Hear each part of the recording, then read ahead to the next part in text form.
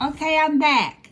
And I'm going to be working on this running stitch. And the problem with sewing, one of the problems, is that you are constantly pulling your thread up from the bottom.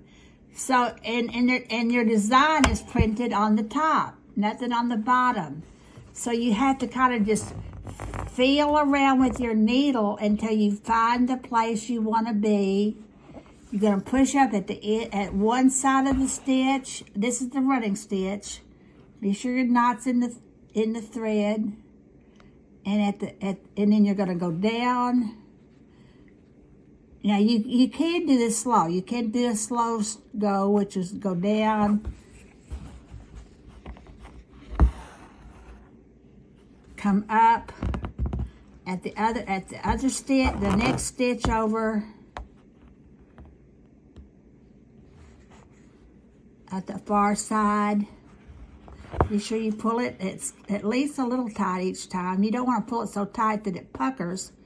That's one thing that your hoop is supposed to do. It's supposed to control that puckering. I'm working through a camera lens, so I'm not able to be as skillful at this as I'd like to be. All right, so I'm gonna go down. But now you also can do this. You can go from the end of one stitch to the beginning of the next by just, that's easier. That's what the real running stitch is. You go to the end of one stitch, go down, push your needle up at the beginning of the next stitch, pull it up,